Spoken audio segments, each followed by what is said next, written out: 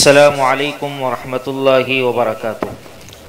محترم سامعین کرام، آج 12 رمضان المبارک ہیں اور ہمارے درس احکام و مسائل کا یہ 12واں درس ہے، جس کا موضوع ہے آن لائن تراویح اور قرآن کریم دیکھ کر پڑھنا۔ پہلا مسئلہ ہے آن لائن تراویح پڑھنا۔ بعض لوگ نماز تراویح کسی مسجد میں براہ راست امام کے پیچھے نہیں پڑھتے بلکہ آن لائن پڑھتے ہیں، جبکہ نماز کی جماعت درست ہونے کے لیے امام اور مقتدی کی جگہ کا حقیقتاً یا حکماً متحد یعنی ایک ہونا ضروری ہے۔ امام کی اقتداء میں گھر سے آن لائن نماز پڑھنے کا شریعت میں تصور نہیں ہے، اور ایسے مقتدیوں کی نماز بھی درست نہیں ہوگی۔ دوسرا مسئلہ تراویح میں دیکھ کر قرآن پڑھنے کا ہے۔ بعض لوگ نماز تراویح میں قرآن کریم کا نسخہ ہاتھ میں لے کر کھڑے ہوتے ہیں یا موبائل میں دیکھ کر تلاوت کرتے ہیں، یا قرآن کریم کا نسخہ ٹیبل پر رکھ کر اس میں دیکھ کر پڑھتے ہیں۔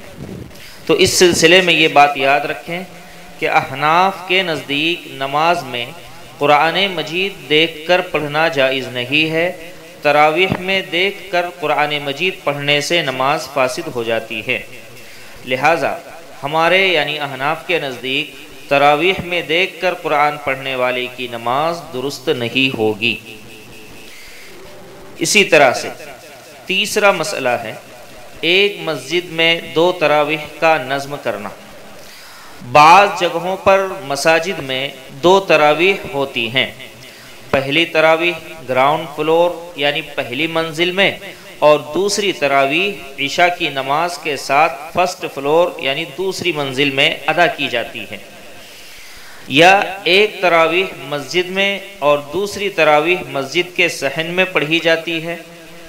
تو چونکہ مسجد کی دوسری منزل مسجد شرعی میں شامل ہے، مسجد اگر وسیع اور کشادہ ہو تو 2 جگہ تراویح پڑھنا بشرطے کہ از راہ نفسانیت نہ ہو اور نہ ہی ایک کا دوسرے کے ساتھ ٹکراؤ ہو، اگرچہ جائز ہے لیکن کراہت سے خالی نہیں۔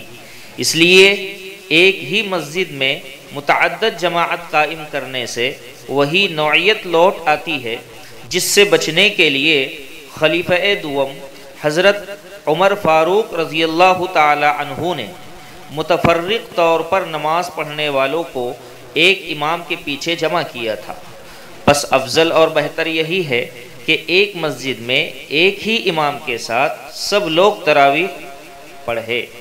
اللہ تبارک و تعالی ہم سب کو صحیح سمجھ کر اس پر عمل کرنے کی توفیق نصیب فرمائے۔ والسلام علیکم ورحمۃ اللہ وبرکاتہ۔